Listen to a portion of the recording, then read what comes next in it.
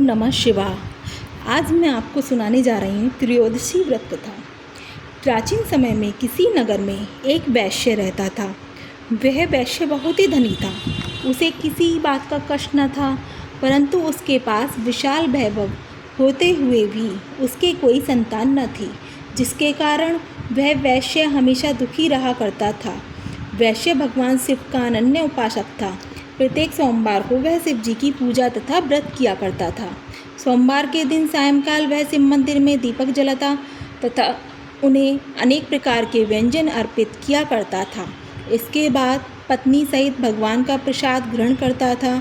उस वैश्य के भक्ति भाव को देखकर पार्वती जी दयाद्र हो गईं और शिव जी से बोली, हे नाथ, यह वैश्य प्रति सोमवार को आपका पूजन कितनी श्रद्धा से करता है। आप इसकी संतानहीनता दूर क्यों नहीं करते। पार्वती जी की बात सुनकर शिव जी ने कहा, हे देवी, इस वैश्य को संतान न होना इसके पूर्व जन्म का फल है और वह अपने कर्मों का फल भुगत रहा है। पार्वती जी ने कहा, हे भगवान, यदि आप अपने भक्तों का कष्ट दूर नहीं करेंगे तो भक्तजन आपकी पूजा और आराधना क्यों करेंगे। इसलिए आप उसे अवश्य ही पुत्रवान बनाइए।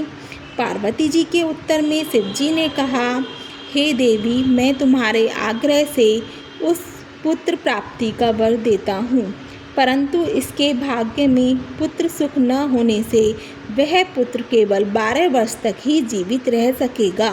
कुछ काल के अनंतर भगवान की कृपा से वैश्य पत्नी गर्भवती हुई और 10वें मास में उसे पुत्र रत्न की प्राप्ति हुई।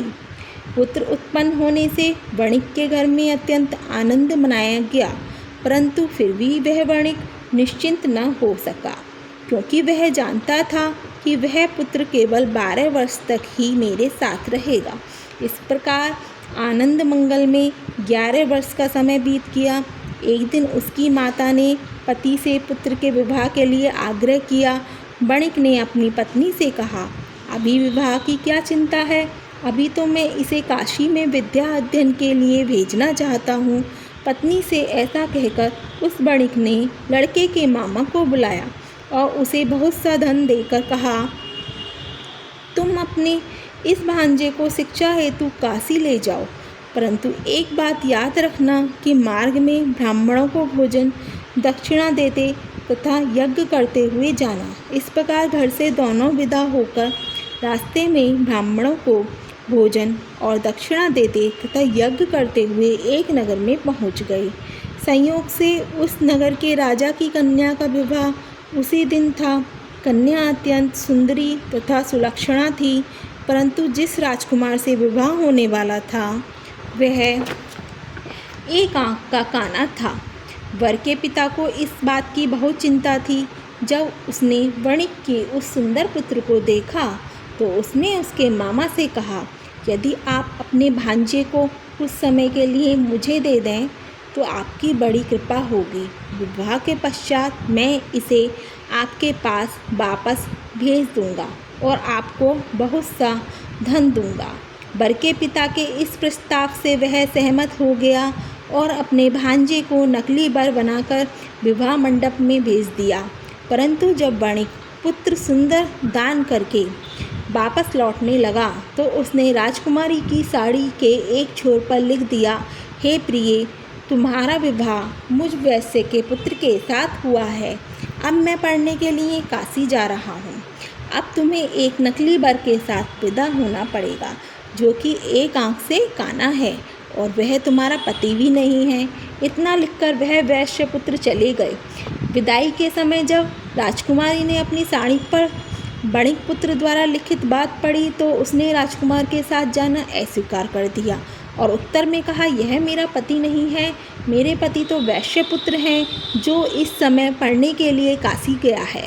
राजकुमारी की बात सुनकर उसके माता पिता भी सोच में पड़ गए और वर के पिता द्वारा किए गए छल से दुखी होकर और कन्या को विदा न किया। बारात खाली हाथ लौट गई। उधर वे दोनों वणिक काशी पहुंच गए, जहां वणिक पुत्र विद्या अध्ययन तथा उसका मामा यज्ञ संपादन में लग गया। इस प्रकार कुछ ही दिनों बाद लड़के के 12 वर्ष पूरे हो गए। उस दिन यज्ञ हो रहा था। लड़के ने अपने मामा से कहा, आज मेरी तबीयत ठीक नहीं जान पड़ रही है, इसलिए मैं सोने जा रहा हूँ। थोड़ी देर बाद आकर जब मामा ने देखा तो अपने भांजे को मृत अवस्था में पाया, जिससे वह बहुत दुखी हुआ। परंतु उधर यज्ञ कार्य चल रहा था, इसलिए यज्ञ भंग होने के भय से वह मौन ही रहा।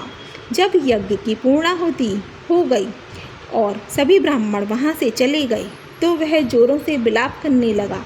उसी समय दैव योग से पार्वती के साथ शिवजी उधर आ निकले।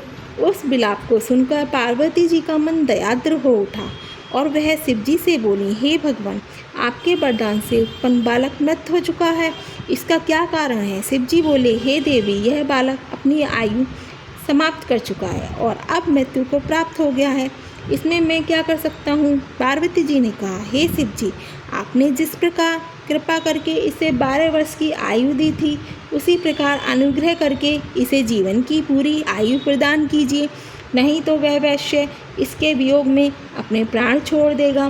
पार्वती जी के आग्रह से शिवजी ने उस बालक को जीवन दान दिया और स्वयं पार्वती जी सहित शिवलोक को चले गए। इधर शिवजी से वरदान पाकर वह बालक जी उठा और कुछ दिनों के बाद अपने मामा के साथ अपने नगर को प्रस्थान किया। वहाँ से चलकर पुनः उसी नगर में आया जहाँ उसका विवाह राजकुमारी के साथ हुआ था। वहाँ उसने यज्ञ कराकर ब्राह्मणों को भोजन और दक्षिणा दी। ब्राह्मणों द्वारा राजा को यह सूचना मिली कि काशी से एक वैश्य पुत्र आया है जो ब्राह्मणों को भोजन और दक्षिणा दे रहा है। राजा उसे देखने के लिए गया। वहाँ जब राजा ने प्रत्यक्ष रूप से अपने दामाद को देखा तो उनकी खुशी का ठिकाना न रहा। वह उसे आदरपूर्वक अपने महल में ले आया।